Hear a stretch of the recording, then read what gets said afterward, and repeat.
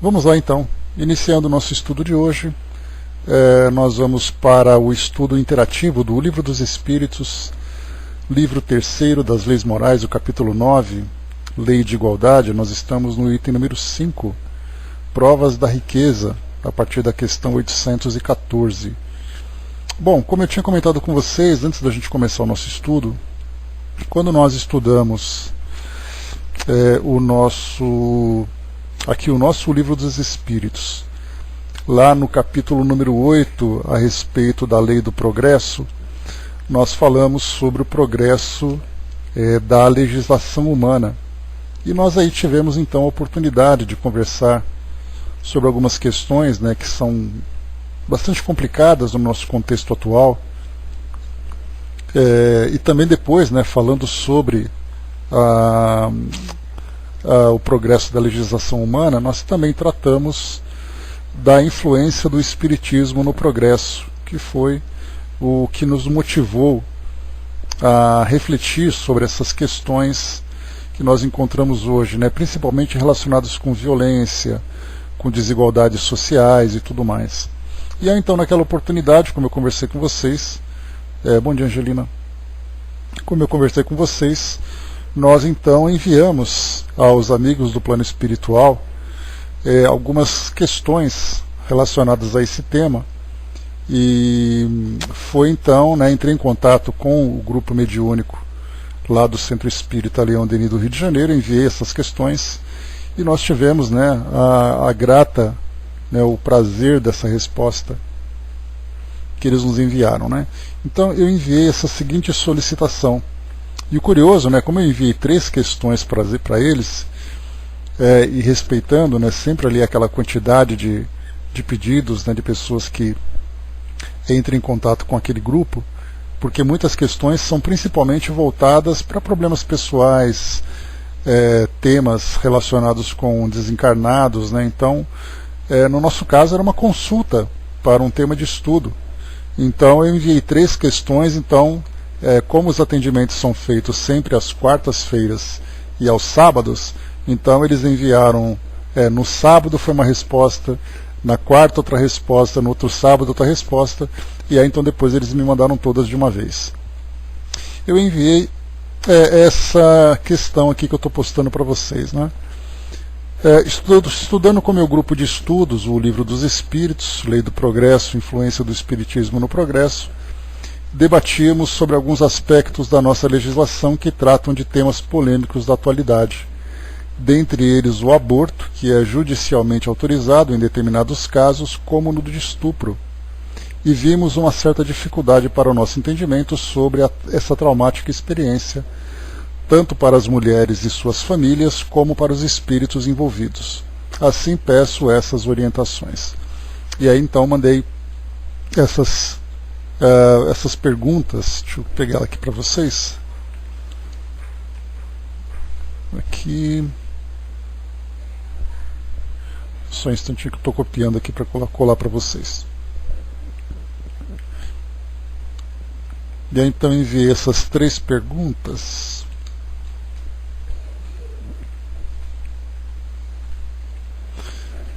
Coloquei aqui então, como interpretar a relação entre agressores e agredidas? Fatalidade ou determinação? Depois eu perguntei também que tipo de conexão há entre mães e filhos nessas circunstâncias. Que era o caso relacionado com o aborto que a gente tinha falado, E depois, há atenuantes e agravantes nos casos de rejeição às gravidezes? Então, foi o que a gente debatia naquela situação. E também poderíamos colocar outras tantas questões aqui, inclusive até conversava com a Andréa sobre isso, problemas de questões de bala perdida que nós encontramos hoje também, que são situações que sensibilizam tanto a sociedade, e nós ficamos perguntando, onde se encontra a justiça divina, nós enquanto sociedade, naturalmente, onde se encontra a justiça divina que permite que uma situação dessa aconteça, Então a gente começa a encontrar respostas na doutrina espírita, embora nós tenhamos ainda dificuldade, a nossa mente aceita a resposta, mas o nosso coração nem tanto. Então esse é um dos casos que nós encontramos, onde nós temos um estupro, tentando entender como isso acontece, por que isso acontece. Depois, como consequência do estupro, uma gravidez, onde o espírito então fica vinculado não apenas à mulher, à mãe, né, como também ao próprio agressor, mas a circunstância em que isso foi criado. E depois também o terceiro ponto, que é essa rejeição, nesse debate que a sociedade que nós temos hoje, né, sobre a permissão do aborto, quem se tem culpas, se não tem culpas. Enfim, apresentei essa pergunta aos espíritos amigos. E nós tivemos então essas respostas. Deixa eu colar aqui para vocês. Vocês verão aqui que são três respostas que eles mandaram, né, para as questões que eu apresentei. Então a primeira foi assim: filhos, ninguém tem a missão de fazer o mal àquele que nesta vida mereça ou precise passar por dura prova. Então o primeiro ponto da questão que a gente vai analisar: ninguém tem a missão de fazer o mal àquele que nesta vida mereça ou precise passar por dura prova. Então nós podemos entender que essa violência que acontece a muitas mulheres na nossa sociedade planetária, não apenas aqui no nosso Brasil, não apenas aqui na nossa cidade, é uma dura prova que o espírito mereça ou precise passar. Para nós, ver a lei de causa e efeito sendo aplicada de uma forma tão impactante é algo que para nós acaba sendo de difícil aceitação. Mas aí então, como nós não conhecemos o histórico de cada espírito, vemos que se as coisas acontecem da forma como acontece, nós entendemos que a justiça divina se aplicando. Mas ele complementa para nós: mas quando o espírito encarnado tem a dívida e outro erroneamente se coloca como agente da lei de Deus e o fato acontece, aí cai naquela afirmativa de Jesus: é necessário que haja o escândalo, mas ai daquele por quem venha o escândalo. Então uma passagem do Evangelho que nós estudamos, em que mostra que essa violência, muitas vezes a experiência dolorosa para esse espírito é uma necessidade, uma experiência que ele precisa vivenciar. Assim como acontece quando existe uma desencarnação violenta, uma família que perde um ente querido com crimes, com violências, com situações assim. Mas então esse indivíduo ele tem uma propensão a atrair uma experiência difícil para a vivência dessa experiência. Mas aquele indivíduo que cede a essa atração, no caso, por exemplo, que nós vimos aqui, o estuprador, ele acaba sendo o agente do cumprimento dessa lei, mas ao mesmo tempo ele acaba assumindo também as consequências de uma ação que ele praticou. Então, esse debate desse mesmo tema, ele também foi apresentado para nós quando aconteceu aqui em São Paulo aquele evento em que uma criança Eloá, vocês se lembram, foi então arremessada do alto do prédio pelo pai e pela madrasta. Simularam ali um acidente, e aí veio aquela polêmica toda. Aí o primeiro debate era: aquela criança tinha na sua programação vivenciar aquela experiência dolorosa, e os pais reencarnaram para fazer aquilo. Essa interpretação eu cheguei a ouvir de alguns comentários, que acabava atribuindo aos pais, né, no caso ali o pai e a madrasta, a responsabilidade de fazer com que a lei de causa e efeito se cumprisse, né? Então a escolha que os pais fizeram, nós temos que entender que não era uma programação deles, mas eles seriam submetidos àquela situação em que eles teriam que fazer uma escolha: fazer ou não fazer. Quando eles optaram em fazer aquilo, a experiência com a criança acabou se concretizando. Mas eles particularmente acabaram assumindo também, eles geraram um novo ciclo de experiências dolorosas que eles terão que vivenciar. Então, o indivíduo nunca nasce com a propensão de cometer um crime, nunca nasce com a propensão de fazer o mal. Não é uma missão que ele tem, mas ele será exposto a uma situação em que ele será atraído para aquela circunstância, em que as pessoas que sofrerão aquela experiência dolorosa têm a necessidade de vivenciar. E aqueles que são agentes, que se tornam esses agentes, acabam depois assumindo por eles próprios a experiência dolorosa que eles precisam cumprir. Segunda parte da resposta que nós tivemos, que eu coloquei aqui, né? Que tipo de conexão há entre mães e filhos nessas circunstâncias? Ele acabou não respondendo essa questão, né? O Espírito que trouxe para nós essas orientações. Então, mas a gente começa e já compreende também que, nesse caso, há um vínculo. Não é o acaso que determina que espírito vai reencarnar de tal mãe em tal circunstância. Porque ao mesmo tempo em que nós temos ali uma criança sendo gerada no momento de violência, nós temos uma outra criança sendo gerada num momento, como sendo fruto de uma relação amorosa. Então, são duas crianças que reencarnam em circunstâncias completamente diferentes. Então nós temos ali esses grupos que vivenciam essa experiência, cada grupo tem ali o seu merecimento e a sua necessidade. Então a lei de causa e efeito faz com que eles se reaproximem e depois cumpram esse compromisso que eles acabaram depois assumindo no passado, né? E então a mãe e a criança, nesse caso, a criança se comprometeu não apenas com aquele espírito, no caso a mãe, mas também com a circunstância da sua reencarnação. E aí então será sem dúvida nenhuma algo bastante difícil, algo bastante doloroso. E aí então nós vemos depois, na segunda parte dessa resposta, ele respondeu o seguinte: filhos, compreendemos a rejeição que muitos têm por aquele ser ali presente e que a lei humana permitirá que se aborte. Não há de nós nenhuma condenação, apenas dizemos, ela não consegue, pois sabes tu que algumas conseguem criar o filho como filho que é. Então, eu achei muito sábia essa resposta, né? Porque os espíritos compreendem as nossas limitações, compreendem as nossas dificuldades, e nós sabemos também que essa dificuldade, que no caso uma mãe, no caso uma família, né, que acaba rejeitando uma gravidez como essa, ele pode até rejeitar naquele momento pela dificuldade que ele enfrenta, mas significa apenas um adiamento de um compromisso que foi assumido no passado. Naquele momento ela não consegue. Aquele espírito então tentará novas oportunidades, tentará nova reaproximação, até então que se dissolva todo essa dor do passado, para depois começarem a desenvolver laços amorosos entre eles, né? Então, para mim, essa resposta que ele colocou já resolveu tudo, né?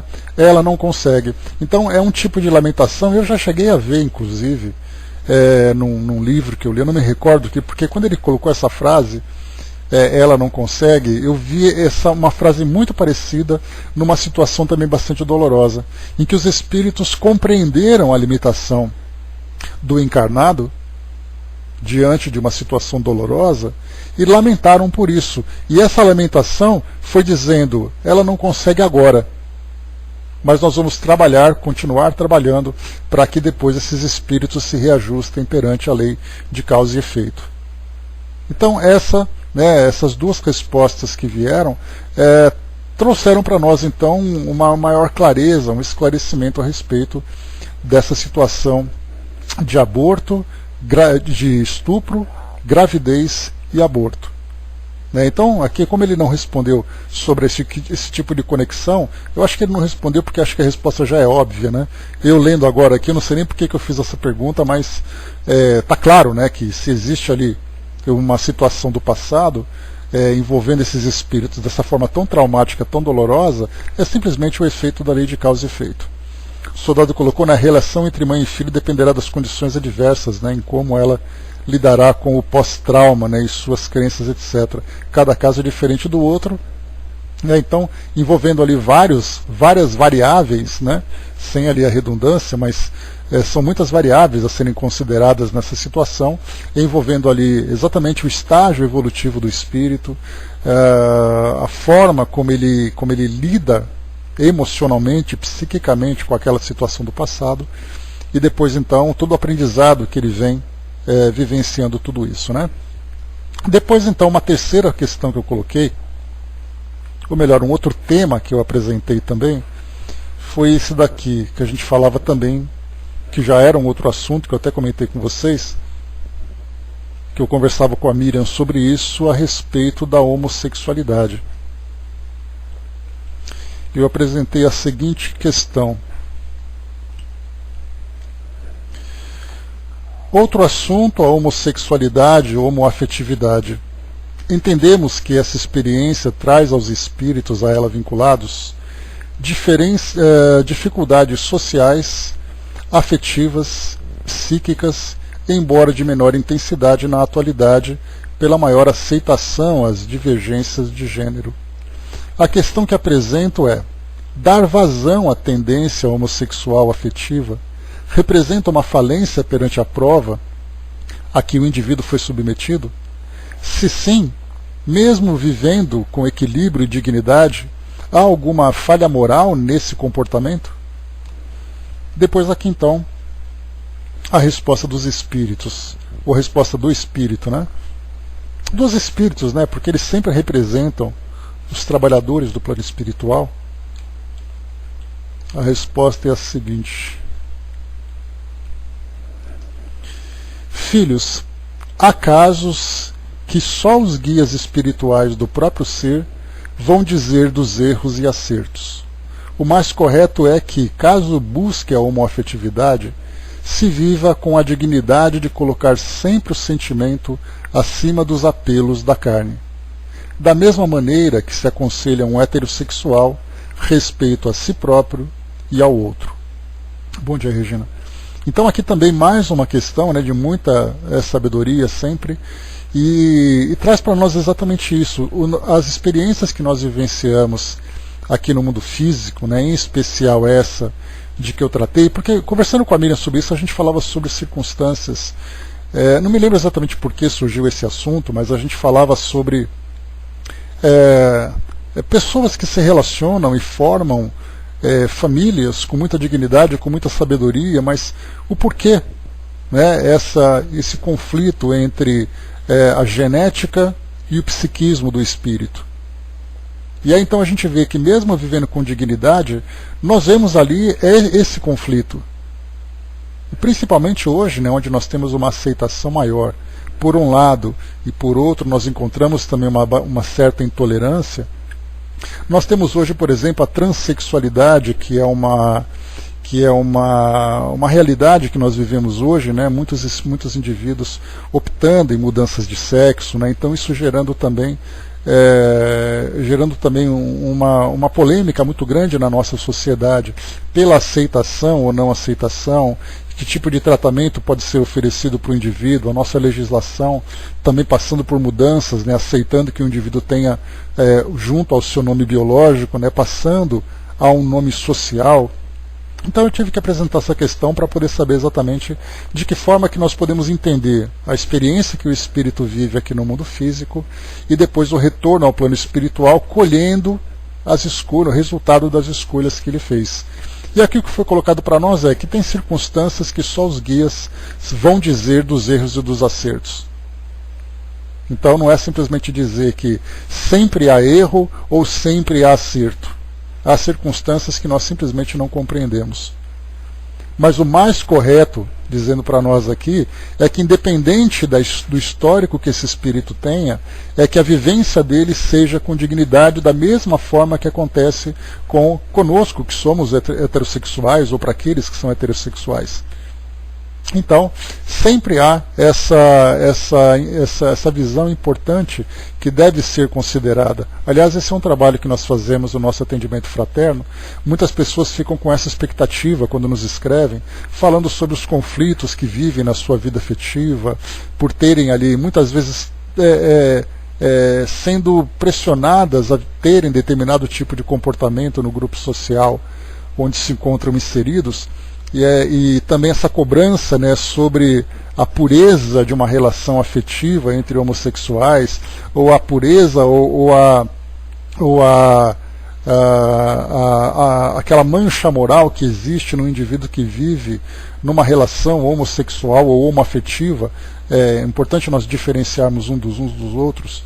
E a nossa orientação dentro do atendimento fraterno é a mesma coisa para os heterossexuais. Não adianta simplesmente olhar por um indivíduo que vive uma relação homoafetiva sem fazer uma comparação com alguém que vive uma relação heteroafetiva. Da mesma forma, uma relação homossexual, em que apenas há um interesse físico, também observando uma relação heterossexual. em que apenas a matéria, em que apenas a carne, em que apenas as sensações são valorizadas, sem levar em consideração as lesões afetivas que acontecem e o respeito que deve existir entre os indivíduos, inclusive o respeito a si próprio. Então o que é chamado a atenção para nós aqui é exatamente isso, a dignidade acima de tudo. O amor a si mesmo e o amor ao próximo. E depois, com o passar do tempo, de acordo com as experiências que cada um vai vivenciando, ele vai então retomando o equilíbrio psíquico-espiritual dentro de suas necessidades. Dudu colocou, quem responde? O Dr. Herman? Não traz o nome do médium? Não, Dudu, geralmente eles são vários espíritos que respondem essas questões. Nesse caso aqui, o espírito é o espírito Vitor, que não é a primeira vez que ele responde a uma questão que eu envio, né? Assim como tem o Dr. Herman, que responde tanto no Centro Espírita, tanto no CELD, lá do Rio de Janeiro, como no CELD de Cabo Frio, né? A Andrea já obteve também algumas orientações dele, né? Então, o Espírito Agostinho já me respondeu também umas questões que eu já trouxe para vocês, né? Então, vários espíritos que estão ali, né, à nossa disposição para nos ajudar nesse nosso esclarecimento. O soldado colocou, né, a homossexualidade nos mostra que existe uma diversidade social, creio que é esse o ponto. Nós sabemos lidar com o diferente, ter respeito, tolerância, aceitação. Até porque também, né, soldado, a gente tem que lembrar que as questões íntimas que o indivíduo vivencia diz respeito a ele. A sociedade como um todo deve aceitar essas diferenças como respeito ao próximo. Então, se nós julgamos se nós achamos, né, que determinada experiência que o indivíduo vivencia é uma prova difícil, essa prova é dele, né? E somos nós que criamos uma prova para a sociedade quando nós nos tornamos intolerantes. E com relação não apenas a gênero, mas com relação à raça, com relação a classes sociais, com relação a nacionalidades, enfim, né? Então, todos nós estamos vivendo no mesmo ambiente, somos indivíduos, vivendo provas e expiações. Se você se incomoda com o outro, o problema é seu. E aquilo que ele vivencia, no que diz respeito a ele, aquilo pertence a ele. É ele que vai depois buscar, através de um trabalho íntimo, se ajustar perante a lei divina, né? Até porque muitas vezes nós criticamos um comportamento de um indivíduo sem olhar que, embora nós não tenhamos o mesmo comportamento, nós temos outras posturas na nossa vida íntima que nos tornam muito mais problemáticos do que aquele problema que nós julgamos que o outro tem, né? Relações homoafetivas envolvem muitas coisas que vão além das questões de um casal, né? As pessoas vivem entre acertos e erros, para cada acerto há um erro, e para cada erro há um acerto, né? Isso de indivíduo para indivíduo, não do gênero que ele vive, né? Então, impor as nossas crenças, manipular o outro para agir de acordo com o que acreditamos seria bem temerário. Não seria, já foi muito temerário, né? Que nós temos tantas e tantas situações na história da humanidade que mostra tudo isso, né? E ainda vivemos alguns resquícios lamentáveis. Marion colocou, né, um conhecido respondeu-me que preferiria um filho morto do que homossexual. Fiquei estarrecida, né? Infelizmente nós ainda temos essa situação, né, Marion? Carol colocou, né, existe muita gente querendo trazer para dentro do espiritismo alguns fanatismos de outras religiões cristãs. As respostas são exatamente a postura que deveríamos todos ter, né? Então é isso, pessoal, né? O que eu queria trazer para vocês, Carol também colocou, né, amar o próximo como a nós mesmos, né, e não julgar nem querer governar o livre-arbítrio do outro. Então, essa é a nossa postura. Então eu queria trazer isso para vocês, e também aqui como recomendação que o Vitor trouxe para nós. Deixa eu colocar aqui para vocês, só um instantinho.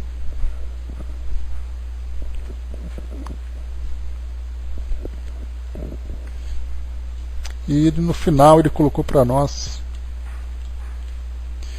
essa orientação. Então ele colocou aqui, né, leiam o livro, leiam, né? Bacana que ele mandou uma mensagem para nós, né? Não foi para mim que assinei a carta. Então leiam o livro Caibar Responde, volume 1. Paz, Victor. Né? E eu fiz uma pesquisa sobre a sinopse desse livro, e ele trata da questão da homossexualidade com mais profundidade. né, o Kaibar Schuta, que ele é o mentor do trabalho do Espiritismo.net. A gente anualmente tem uma reunião com ele, né, então ele, através de um médium lá do Centro Espírita Leon Denis, fica ali 1 hora com a gente ali, trocando ideias, trazendo orientações para o nosso trabalho, né? Então, Kaibar, que era um grande comunicador, inclusive nesse fim de semana, né, foi celebrado o aniversário dele aqui, né, quando ele se encontrava aqui encarnado entre nós. Então, nesse livro, Kaibar Responde, ele escreveu através da psicografia de Altivo Panfiro, né, que era um dos fundadores lá do Centro Espírita Leon Denis.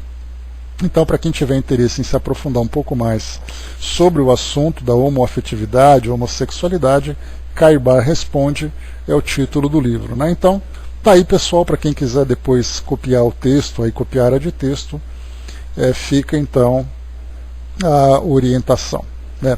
Regina, você que chegou agora, eu apresentei aqui para o pessoal a resposta vinda lá do CELD, né, sobre o tema que nós comentamos quando estudamos sobre a lei de progresso, a lei do progresso, falando sobre o estupro, falando sobre o aborto de uma gravidez fruto de estupro.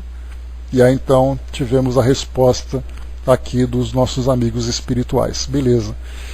Então tá bem no comecinho, já comecei o estudo falando sobre isso, então você já pega logo no início. E agora então, fechando aqui a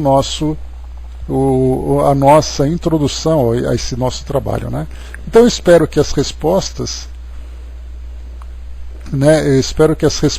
tenham sido para vocês tão esclarecedoras como foram para mim, né? Eu gostei muito não apenas da resposta, mas toda a atenção, a forma como foi respondido para nós, né? Toda a atenção, todo o carinho que os espíritos sempre dão para nós, fortalecendo cada vez mais a posição que nós temos, né? O entendimento que nós procuramos ter também sobre esses temas.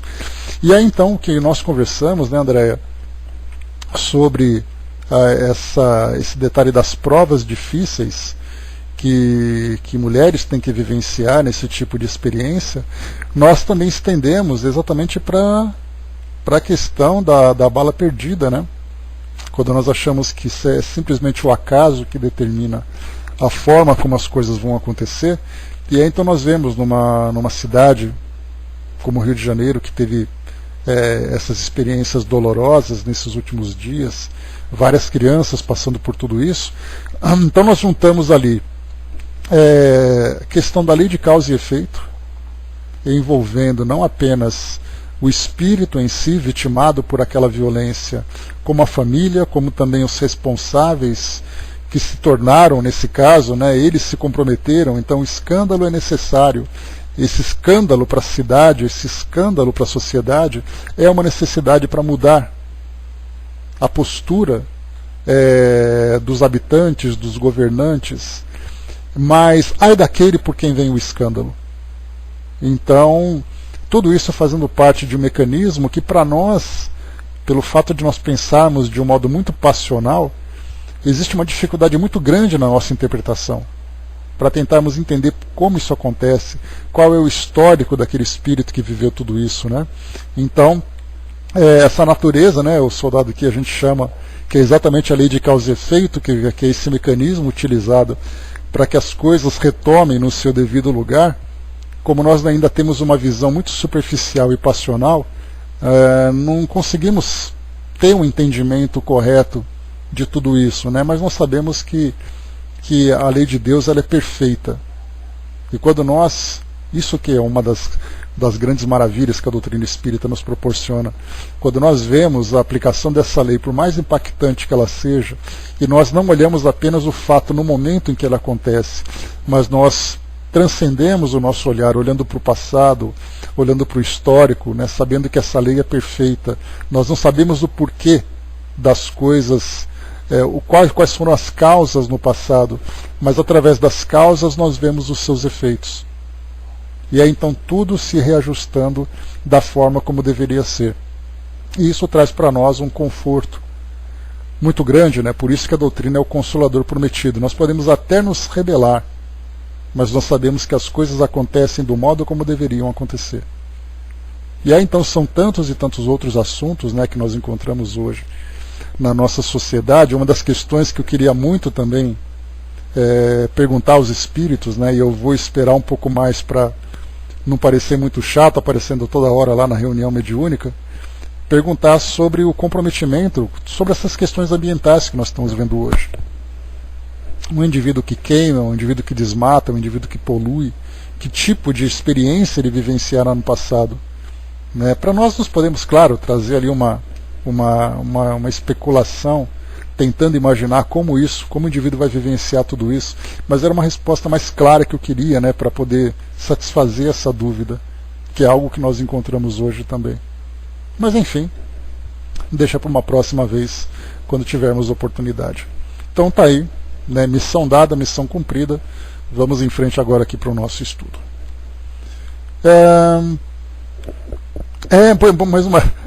O problema, Regina, são os médiums, né? Eles vão olhar assim o e-mail, de novo esse cara, o espírito acha legal, mas os médiums estão encarnados ainda, né? Então, depois eles me colocam na geladeira de tantas perguntas que eu fiz. Eu já fiz várias perguntas para eles, eles sempre responderam, sempre com muito carinho, com muita atenção, né? Então eu vou esperar dar uma folga, depois eu pergunto de novo. Aí assim eu já acrescento, né? Outras e tantas questões, né? Deixa eu ver aqui.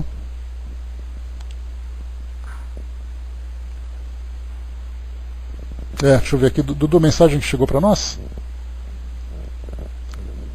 Ser diferente é o quê? Ser diferente é trazer um incômodo para quem olha na malícia da sua visão.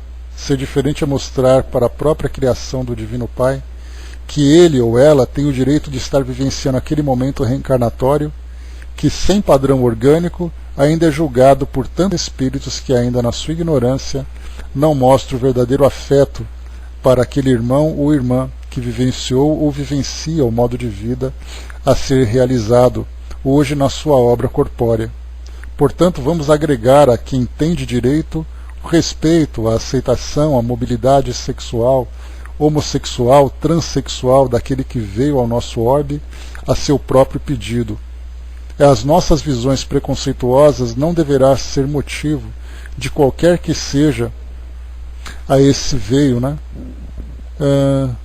Não deverá ser seu motivo de qualquer que seja a esse que veio e mostra dentro da sua matriz que não julga e que não quer ser punido por uma sociedade que ainda não enxerga o que seria um amor correspondido de um espírito que vem só para trazer reflexões de um mundo ainda sem entendimento.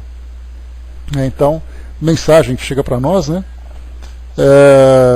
Reflexão, né, que chega para nós aqui para complementar esse nosso raciocínio, né? Aliás, os espíritos sempre presentes aqui nos acompanhando, nos ajudando, porque é realmente muito difícil para nós, de todos esses temas, com tanto que nos chama a atenção e exigindo de nós uma aceitação, uma tolerância, fazendo com que nós superemos o nosso egoísmo, porque é uma visão egoísta em que a nossa verdade é sempre mais verdadeira que a verdade do outro, né? Então, conviver com essa diversidade que não vai nos trazer qualquer tipo de interferência no nosso modo de viver, mas é algo que diz respeito ao espírito que reencarna, né? Onde nós temos uma sociedade que tem preconceito com aquele que tem limitações, aquele que vive no seu gênero diferente, aquele que tem um padrão social diferente, a sua raça é diferente. Então, essa diversidade mostra a diversidade de experiências que cada um vai vivenciar e também a quantidade de experiências que todos nós também estamos expostos a experimentar de acordo com o comportamento que nós temos hoje. Então, está aí mais uma oportunidade, né? Assim como nós tivemos respostas lá do Leon Denis, também temos respostas aqui dos nossos amigos presentes nos nossos estudos. Né? E fica aí os nossos sinceros, né, e carinhosos agradecimentos a todos eles que participam conosco. Então é isso, meus amigos, né? Complementamos aqui com mais essa comunicação, com mais esse auxílio que chega para nós, para nos ajudar aqui nas nossas interpretações desses ensinamentos tão complexos que chegam aqui nos nossos estudos. né? E estudos assim intensos ainda por cima, né? Então, muito bem, meus amigos, é isso. Olá, André. A Regina colocou, né? Não são como nós, são superiores, né? Crianças chatas são as preferências deles, né? Pois é, que bom. Deixa eu ver, estou com uma fase bem peculiar de ostensividade, né? Diríamos boa. Pois é, intercâmbio mais do que nunca, intercâmbio direto. Cada vez mais presente, né, Dudu? Isso é ótimo. Então é isso. Mais alguma questão, pessoal, que vocês queiram colocar sobre esse assunto? Podemos seguir em frente? Eu vou aproveitar, inclusive, né, nós temos aqui mais uma psicografia ainda para passar para vocês, sobre o tema que nós vamos estudar agora no Livro dos Espíritos, aqui nesse capítulo 9 da Lei de Igualdade das Provas da Riqueza. Então vamos aqui começar aqui o nosso estudo sobre agora o nosso livro. Vamos lá. Bom, Provas da Riqueza e da Miséria, esse é o título do nosso tema de hoje. Temos aqui 3 questões, 814, 815 e 816. Pergunta Kardec aqui então aos espíritos: por que Deus concedeu a uns a riqueza e o poder e a outros a miséria? Para provar a cada um de uma maneira diferente. Aliás, vós o sabeis, essas provas são escolhidas pelos próprios espíritos, que muitas vezes sucumbem ao realizá-las. Então, aqui nesse primeiro ponto, quando nós falamos sobre essas diversidades, também aqui nas classes sociais, e dessas classes sociais nós falamos sobre a diferença de riquezas, oferecendo a uns oportunidades e outros sendo submetidos a tantas privações. A princípio os espíritos colocam para nós que são provas escolhidas pelos próprios espíritos. Felizmente nós, encarnados aqui nesses nossos tempos atuais, vivenciamos uma situação em que nós podemos escolher as experiências que nós vamos vivenciar. Nem sempre são escolhas fáceis, nem sempre é fácil para nós aceitarmos viver essas experiências, né? Aliás, são situações que nós já conversamos anteriormente, que é aquela história, né? Os nossos mentores fazem a sugestão de uma determinada experiência, e aí então nós aceitamos, né? Igual aquela criança meio emburrada, né? Tá bom, vai. Então, aceitamos aqui o retorno ao plano físico, aceitamos aquela experiência, mas a contragosto, mas aceitamos. Mas no passado, não muito distante, nós simplesmente não aceitávamos. E aí então essas provas vinham à revelia. Essas provas eram impostas contra a nossa vontade, e aí então vivíamos de um modo muito mais rebelde. Então essa aceitação que nós temos hoje, começando por essa forma a contragosto, nós vivenciamos de um modo meio rebelde. Então aceitamos no plano espiritual, chegamos aqui no plano físico, muitas vezes nos rebelamos, muitas vezes agravamos o nosso erro, pelo fato de aceitar na teoria uma coisa, vivenciar isso na prática é outra, e nós acabamos então cometemos mais erros do que acertos. Mas sem dúvida há aqueles que com consciência aceitam, mesmo sabendo do sofrimento que terão, mesmo sabendo das dificuldades que serão enfrentadas, aceitam, passam, né, por essa prova, né, usando ali uma comparação acadêmica, né, passam tirando a média, ou ficam de recuperação, mas passam de ano, significa que a próxima experiência não terá a mesma característica dessa. Agora, aqueles alunos que são reprovados, infelizmente, vão ter que vivenciar de novo, para aprenderem de fato essa experiência da pobreza, que é a prova mais difícil, ou para aqueles que também vivenciam a prova da riqueza. Porque até mesmo a prova da riqueza, como Condessa Paula diz para nós, e eu vou ler para vocês aqui depois, né, o nosso livro O Céu e o Inferno, que ela comenta que também é uma prova muito dolorosa, mas nem todos os espíritos compreendem dessa forma. Então, para provar a cada um de uma maneira diferente, ou seja, para a prova, quando a gente fala dentro da doutrina provas e expiações é uma prova de caráter. Significa que como você vai se comportar diante daquela experiência? Qual vai ser o seu comportamento? Você vai aceitar? Você vai rejeitar? Você vai se transformar diante dessa prova, dessa experiência? Então cada um é provado de uma maneira diferente. Para uns, tendo a fartura, tendo o poder. Para outros, tendo a miséria, tendo as privações. Então são escolhidas a princípio por nós, na maioria das vezes a contragosto, porque não é uma escolha fácil que nós fazemos, principalmente numa sociedade tão consumista como a nossa, em que todos nós queremos ter conforto, todos nós queremos ter facilidades, queremos satisfazer ali os nossos prazeres relacionados com o possuir, o ter, a posição que nós ocupamos, né? Então, que muitas vezes, como colocado para nós escolhemos, mas acabamos sucumbindo. Aqui no nosso o Livro dos Espíritos comentado, nós temos aqui o Espírito Miramês, que fala para nós sobre riqueza e miséria. Nós vamos aqui, claro, sempre aproveitar também esse ensinamento que chega para nós. Só preparar para vocês aqui. Rapidinho, só um instantinho. Deixa eu ver aqui. Tá, Dialine, bom dia. Riqueza e miséria. Deus testa seus filhos de várias maneiras. A uns dá a riqueza e, consequentemente, poderes. A outros, miséria e, junto a ela, a escravidão de todas as ordens. Quem não compreende as leis, como a da reencarnação, acha que Deus é injusto, ou então, para não ofendê-lo, fala sem conhecimento de causa que o Senhor sabe o que faz. Todas as suas versões do fato são incorretas e sem sabedoria. Todas as duas versões do fato são incorretas e sem sabedoria. Estudando a reencarnação e o progresso dos espíritos, notar-se-á que o rico de hoje pode ser o pobre de amanhã, e vice-versa. Riqueza e miséria são extremos da vida, extremos esses mutáveis.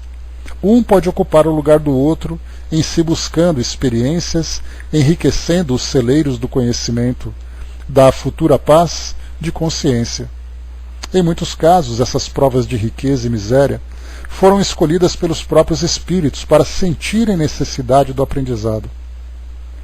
Ninguém deve ser culpado por nada que acontece. Tudo foi feito para a elevação de almas, para o despertamento dos dons enraizados nos corações. A evolução das almas é diferente, mas elas são iguais em sua origem. Vejamos os corpos. Comparemos o do rico com o do pobre, do ignorante com o estadista. Eles têm a mesma forma, a mesma composição, os mesmos órgãos, respiram o mesmo ar, bebem da mesma água e vivem todos se aquecendo com o mesmo sol e andando sobre a mesma terra. Ainda mais, todos têm como pai o mesmo Deus. As diferenças são ilusórias e breves, que o tempo desmancha quando achar conveniente. Os ricos, nós podemos dizer que usem aos ricos, nós podemos dizer que usem bem as suas riquezas e não deixem que o orgulho nem o egoísmo comandem suas faculdades de pensar e sentir. Eles devem pensar na miséria dos outros, pedindo sempre a Deus que os inspire para não acumularem riquezas que não sirvam para o bem-estar coletivo. Ao pobre, dizemos que viva mais resignado com o que tem e que confie mais em Deus, que nunca abandona seus filhos. Ele deve lembrar sempre das bem-aventuranças. Jesus está sempre no meio dos que sofrem e não abandona os escorraçados pela justiça dos homens. Os ricos que sucumbem com frequência não perdem as experiências. Algo fica guardado nos escaninhos da alma, para se completar no amanhã. Assim também acontece com os pobres. As reencarnações têm essa função de escola para todas as criaturas na face da Terra. Tudo na vida muda de vez em quando de roupagem. pela forma do progresso, pela força do amor de Deus, cujas leis são justas. Anotemos o que registrou Lucas no capítulo 14, versículo 9. Quando não faz o seu dever direito, volta a fazer... Não, aqui em cima. Vindo aquele que te convidou e também a ele te diga, dá o lugar a este, então irás envergonhado ocupar o último lugar. Quem não faz o seu dever direito, volta a fazê-lo com um aprendizado diferente. A quem reencarna como rico, em berço de ouro, e não sabe desempenhar bem o seu papel, a reencarnação pode levar para o último lugar na escala das provas, até aprender a humildade e o amor, mesmo como rico. A doutrina dos espíritos, pelos processos mediúnicos, deixa bem visível, tanto para o rico como para o pobre, as suas tarefas, diferentes, porém, com os mesmos objetivos. A função da reencarnação é despertar os valores espirituais e morais das criaturas, levando-os aqui e ali por ação das leis naturais criadas por Deus. Pensemos nisso, estudemos e trabalhemos honestamente, que as inspirações dos céus jamais nos faltarão. Então aqui orientações chegadas para nós por Miramês. Na próxima questão, 815. Qual dessas duas provas é a mais perigosa para o homem? A da desgraça ou a da riqueza? A resposta: tanto uma como a outra. A miséria provoca a lamentação contra a providência. A riqueza leva a todos os excessos. Então, qualquer prova que nós vamos vivenciar, pelo simples fato de ser prova, coloca o nosso caráter a teste. Então, ambas trazem para nós ali as experiências, nesse caso da riqueza e da pobreza. Para ilustrar aqui a nossa questão, deixa eu trazer aqui o comentário também de Miramês. Vamos fazendo aqui essas leituras, que assim a gente vai ilustrando os temas que nós estamos estudando. O título aqui do artigo: A mais terrível. Não existem provas piores nem melhores. Elas são paralelas às necessidades do aprendiz. Deus não põe fardo pesado em ombros frágeis. Isto nos diz o Evangelho de Nosso Senhor. A cruz que se carrega na vida foi estruturada, medida, pesada, para que se possa caminhar com coragem. As reclamações são mostras de espírito fraco, que ainda não recolheu a experiência necessária nas lutas terrenas. As mensagens do além que descem sem cessar para os homens mostram os deveres de cada criatura ante os compromissos assumidos. Na consciência se encontra o registro do que se compromete com Deus, e Ele, o soberano Senhor, conhece e tem paciência com seus filhos. Mas Ele não retira dos seus caminhos os professores que os possam educar e instruir. Tanto a riqueza quanto a pobreza têm o mesmo peso, em se somando suas dificuldades e sua força de corrigir as criaturas. Uns lamentam, outros desprezam as oportunidades valiosas, que deverão reconhecer depois do túmulo. No entanto, não se pode dizer que o pobre é o bem-aventurado. Isso depende do seu comportamento na vida com a prova da miséria. Não se pode dizer que o rico é o que goza de bem-estar, que Deus o premiou com bens terrenos. Todos estão na mesma faixa de provas e podem ou não sair sem bem delas, dependendo do grau já alcançado na escala da evolução espiritual. Não devemos julgar, mas podemos analisar em silêncio e tirar dessas deduções experiências para o nosso caminho. Sofreremos muito mais se já conhecemos as leis de Deus e não vivemos de acordo com elas. Ou seja, aqui muito foi dado, muito será cobrado, o que ele quis dizer. Se o Evangelho de Jesus já está em nossas mãos e em nossa consciência, não percamos a oportunidade de vivê-lo, pelo menos de começar essa vivência. Com o tempo passaremos a gozar das delícias de uma consciência em paz. Novamente, vamos lembrar de Lucas, no capítulo 12, versículo 47.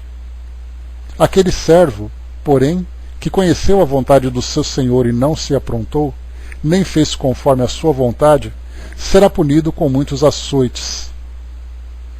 Conhecer é muito bom, mas traz para todos nós responsabilidades maiores, porque conhecendo e nos fazendo de esquecidos, seremos açoitados pelas provas, qual o boi que sai do seu carreiro, e o vaqueiro sabe corrigi-lo. E a lei de condicionamento faz lembrar ao mesmo animal, quando pensar em afastar do rebanho, o ferrão do condutor. Aqui ele fala sobre a lei do condicionamento. Quando nós resistimos, a um determinado aprendizado, e esse aprendizado vai se repetindo, nós somos submetidos a essa lei que nós nem sempre valorizamos. Nós falamos da lei de causa e efeito. Quando ela traz ali a sua causa, tem a causa que nós mesmos criamos, e depois ela traz o seu efeito. E nós vamos então vivendo as consequências das ações que vão, ou pelo amor ou pela dor, nos esclarecendo. Mas tem também uma outra lei, que é essa que eu comentei com vocês agora, a lei de condicionamento, que nem sempre nós valorizamos, que é quando o espírito falha naquela experiência e ele vai vivendo de novo, e aprendendo com esse condicionamento. Por isso então é colocado: e a lei de condicionamento faz lembrar ao mesmo animal quando pensar em afastar do rebanho. Ou melhor aqui, Deixa eu ver aqui. Isso mesmo. Quando pensar em afastar do rebanho o ferrão do condutor. Assim acontece com os seres humanos. As provas são variáveis e nos parece que não existe maior nem menor. Todas são iguais de acordo com as necessidades do aprendiz em questão. Se a miséria provoca as queixas, as riquezas impulsionam para os excessos de todas as ordens. O pobre geralmente deseja ser rico, e o rico, quando no mundo espiritual, deseja ser pobre na sua volta para o mundo físico.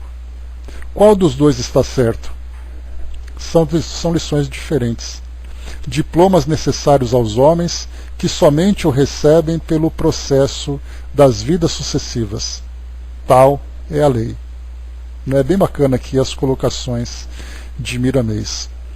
O soldado colocou, a riqueza traz junto uma grande responsabilidade social. E esse intercâmbio entre riqueza e pobreza ocorre em vida também, pessoas que saem da pobreza para a riqueza e vice-versa, São experiências diversas que cada um vai vivenciando. Lembrando que somos animais também intelectualmente melhor estruturados,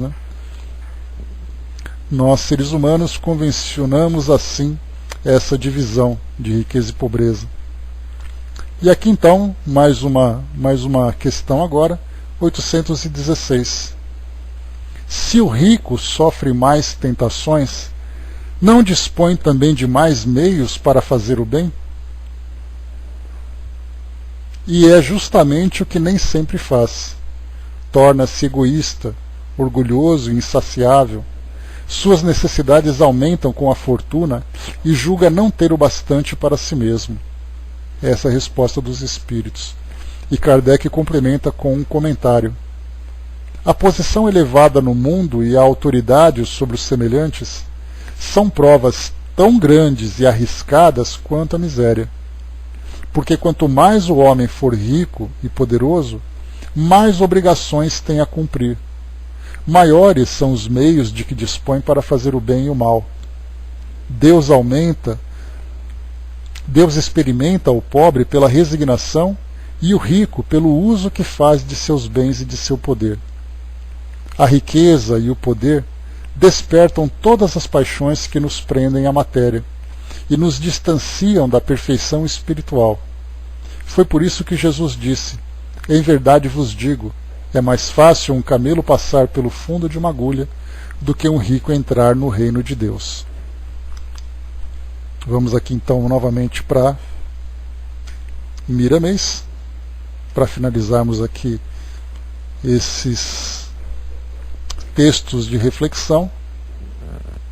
O rico e a caridade é o título do artigo. O rico certamente tem melhores chances de prestar serviços ao próximo, de fazer a mais bela caridade que se possa praticar, que é aquela de oportunizar ao pobre a ganhar o seu sustento, para viver feliz com sua família. Então nós vimos aqui, né, que dar oportunidade ao pobre de ganhar o seu sustento mostra então para nós a riqueza que também pode oferecer oportunidade, por exemplo, de administrar um negócio, de gerenciar um patrimônio, oferecendo às pessoas que trabalham naquela empresa, por exemplo, de sustentar suas próprias famílias. No entanto, é o que não faz a maior parte dos ricos. Uns são obrigados a fazê-lo porque dependem do trabalho daqueles, e não multiplicam seus bens sem os braços dos chamados miseráveis. Nós já chegamos a falar sobre isso num dos nossos estudos, quando falávamos sobre a inconsciência que muitas vezes nós nos encontramos das nossas responsabilidades. Então, por exemplo, um indivíduo que tem uma empresa e ele ambicionadamente deseja ampliar o seu patrimônio, ele vai então fazer com que sua empresa cresça, vai contratar mais pessoas para trabalhar para ele.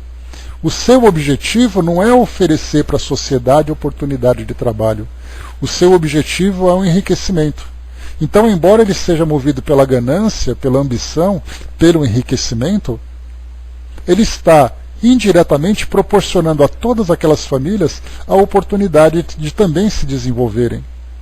Então, aquele empresário, por exemplo, que trabalha com uma consciência social, que foi o que nós conversamos, né? Consciência social, responsabilidade social. Então, esse espírito encarnado que traz esse compromisso, ele cumpre o seu papel. Mas como a maioria é simplesmente instigada pelo prazer de acumular, pelo prazer das facilidades da riqueza, ele acaba sendo um instrumento sem saber quem é um instrumento. É como acontece, por exemplo, que os espíritos disseram, que nós encontramos miríades de corais nos nossos oceanos, e eles então colaboram para a formação daquele bioma sem se darem conta do que estão fazendo. Eles simplesmente sobrevivem. E nessa sobrevivência eles acabam então, como consequência, proporcionando a outros seres vivos a também sobrevivência e o equilíbrio daquele local.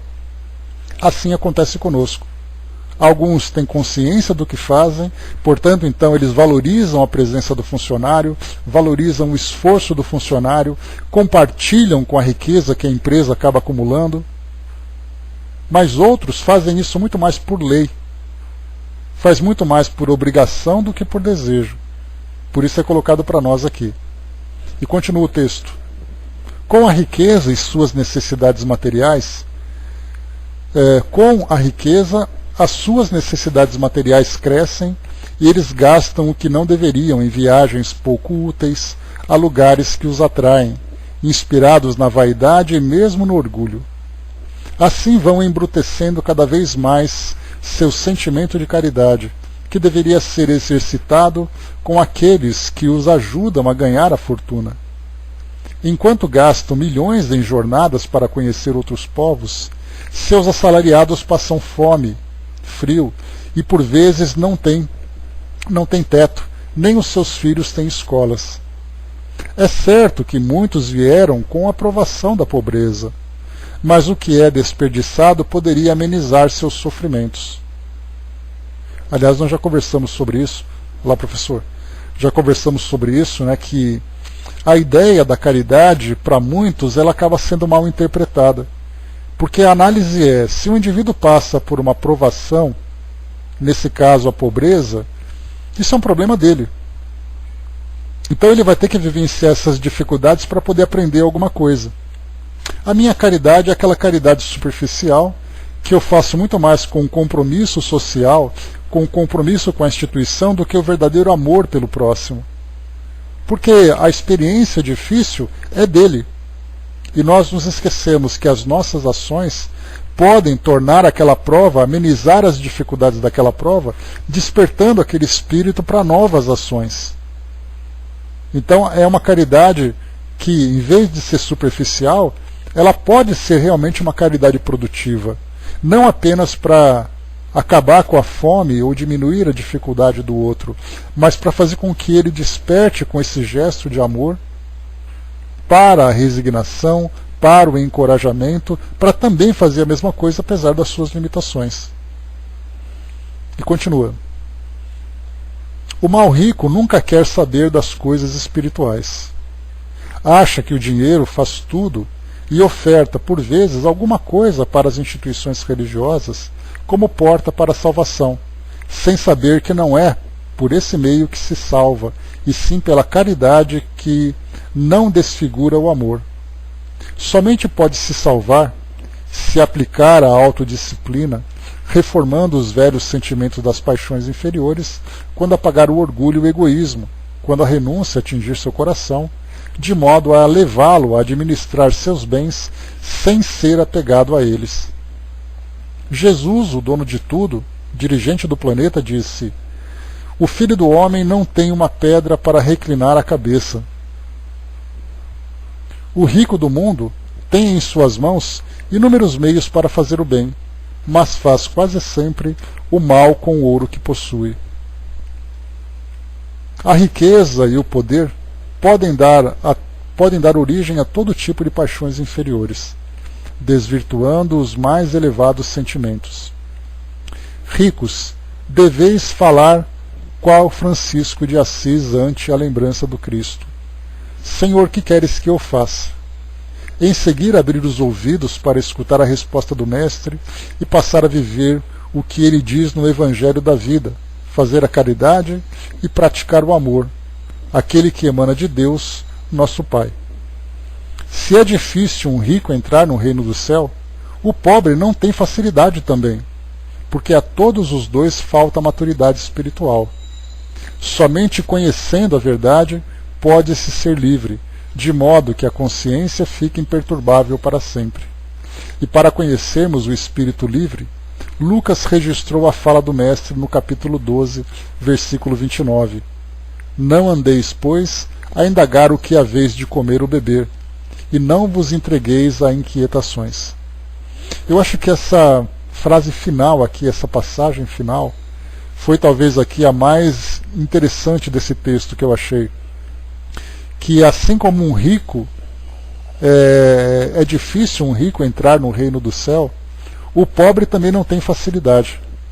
Ou seja, a conquista da elevação espiritual é um estado de espírito, não a experiência que o indivíduo vai vivendo. Porque nós podemos encontrar de espíritos bem-sucedidos no plano espiritual, alcançando uma elevação, alcançando patamares maiores, e fazermos uma entrevista para conhecer a história de cada um. Nós não veremos ali apenas indivíduos que eram ricos ou que eram pobres. Eram indivíduos que tiveram coragem, eram indivíduos que superaram as limitações que tiveram de diversas ordens, espíritos que mantiveram o equilíbrio diante de experiências dolorosas. Todos eles serão bem-sucedidos. Então, na verdade, é uma coletânea de experiências que os espíritos vão vivenciando para alcançar esse patamar. Então não é o rico e não é o pobre. Porque existe na nossa sociedade uma visão de diferença, de sectaria, uma visão sectária, né? O pobre é sempre aquele bom e o rico é sempre aquele mau. Muitas vezes nós temos até movimentos sociais, nós temos ali ideologias que mostram isso, né? Que o rico é sempre aquele mau que acumula tudo e o pobre é o coitadinho que não tem nada.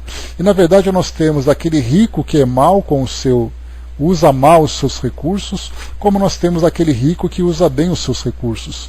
Assim como nós temos aquele pobre que aceita com resignação e coragem a sua condição, e nós temos aquele pobre que é revoltado, aquele pobre que é egoísta. Então orgulho e egoísmo também são imperfeições morais que atingem aqueles que não possuem nada.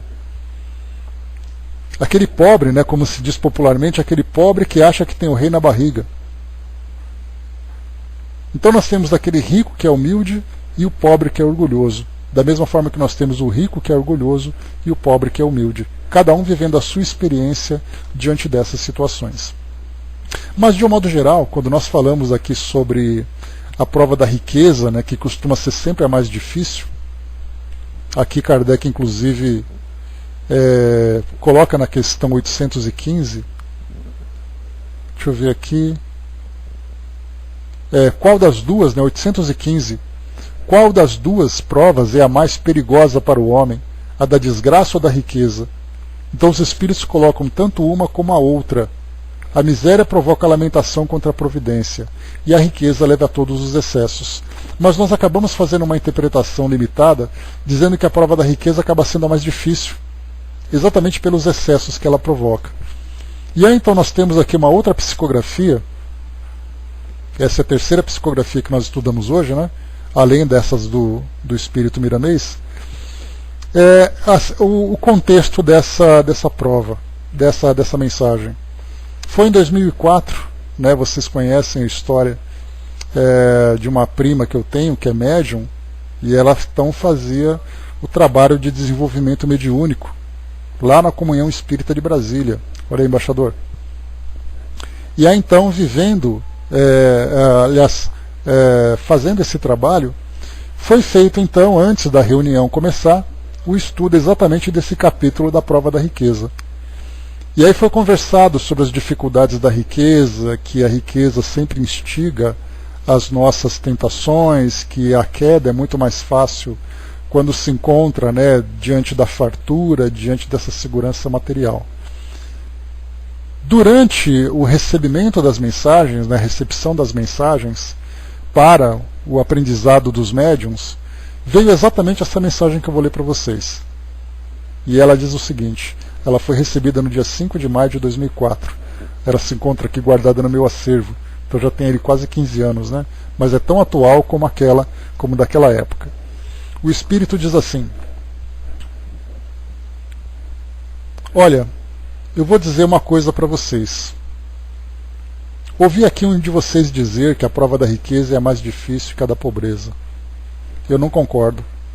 Eu quero mesmo é poder provar dessa prova da riqueza. Na minha última vida aqui na Terra, nasci numa família pobre, muito pobre mesmo. Não tínhamos roupa nem comida. Muitas vezes dormi com fome, passei o dia com fome. Éramos 8 filhos e ninguém seguiu estudando. Vivíamos num barraco imundo, sem conforto algum, privados de todo e qualquer luxo. Olha, não foi uma experiência boa não. É muito ruim não saber como será o amanhã. Ou pior, saber que ele pode ser até pior do que foi hoje. Essa pobreza toda acabou abrindo as portas para os vícios e o tráfico de drogas. E é claro que acabei morrendo antes da hora. Hoje ainda luto para me livrar dos sintomas da abstinência, mas ainda não consigo sequer imaginar viver uma vida igual à última. No dia em que tiver que voltar, espero poder renascer numa família um pouco mais abastada e equilibrada, para que eu encontre as bases para uma vida correta e sem vícios. Até outro dia, colegas. Boa sorte a todos nós. Então, uma mensagem espontânea que chegou diante de comentários das dificuldades da prova da riqueza. Então, no caso, por exemplo, que esse espírito trouxe para nós, que as portas, né, ou melhor, que essa pobreza toda abriu as portas para os vícios e o tráfico de drogas. Quantas e quantas famílias bem abastadas, de jovens de classe média alta, de classe alta, acabam também sucumbindo ao uso da droga. Um virou traficante, o outro virou consumidor. Qual a diferença nesse caso? Então, as duas provas são difíceis, por isso que os espíritos responderam a Kardec que o que faz a diferença na dificuldade da prova ou na facilidade de cada prova, se é que a gente pode dizer que alguma prova é fácil, porque do contrário não seria a prova, é exatamente o comportamento daquele que passa pela experiência. Não importa qual seja, é o nosso comportamento que vai fazer a diferença. Ou seja, a prova de caráter, a resposta que nós damos a partir do desenvolvimento dos nossos valores e da superação das nossas tendências inferiores diante daquela experiência que nós estamos vivendo. E isso diz respeito a qualquer situação. Nós falamos no início a respeito da homossexualidade, da heterossexualidade. São provas difíceis também. O indivíduo que não consegue viver equilibradamente dentro do seu campo sexual, ele vai cair no desregramento e, por consequência, vai sofrer e vai provocar sofrimento. O indivíduo que vive com a sua saúde física ou limitações físicas, aquele que traz a beleza ou traz a feiura dentro de um padrão social que nós temos, né, daquela exigência da nossa sociedade do padrão de beleza, também são provas difíceis. Aquele indivíduo que é ignorante ou aquele indivíduo que é inteligente também vivencia suas provas. Então, tudo para nós, cada um dentro da sua necessidade. Nós conversamos certa vez sobre essa questão de nós acharmos que a nossa prova é mais difícil que a do outro. Quando o indivíduo passa por uma dificuldade, a gente pensa assim, mas você está sofrendo por causa disso? Quem dera a minha prova fosse assim. Isso significa que cada um sabe exatamente quais são as suas dificuldades, e nós estamos aqui encaixados na nossa reencarnação para o nosso aperfeiçoamento. E, portanto, cada um, dentro da sua necessidade, analisando ali o seu currículo, inclusive nós fizemos essa brincadeira, né? Se todos nós sentássemos numa grande mesa redonda, cada um segurando o seu prontuário espiritual, e nós trocássemos de prontuário, eu lia o do outro, o outro leria o meu, e assim cada um fazendo ali a leitura do próximo. A gente olharia e falaria assim, eu não acredito que você sofreu por causa disso. Como é que você caiu numa situação tão boba como essa? Claro, eu estou lendo a prova do outro. Eu sempre vou achar que a do outro é mais fácil do que a minha. E aquele que está lendo a minha vai dizer a mesma coisa, não acredito que você fez isso. Então, na verdade, todos nós vamos construindo a nossa história, e todas aquelas lacunas que não são preenchidas, ou aqueles pontos que não são desenvolvidos, serão desenvolvidos mais dia ou menos dia. E eles serão impulsionados exatamente pelas experiências dolorosas, quando é uma expiação, ou com um teste de caráter, quando é o caso das nossas provas. Então, tanto a prova da riqueza como para da pobreza, ela vai se tornar mais ou menos difícil de acordo com a necessidade que o indivíduo tem. O que vocês colocaram ali rapidamente, para a gente poder finalizar.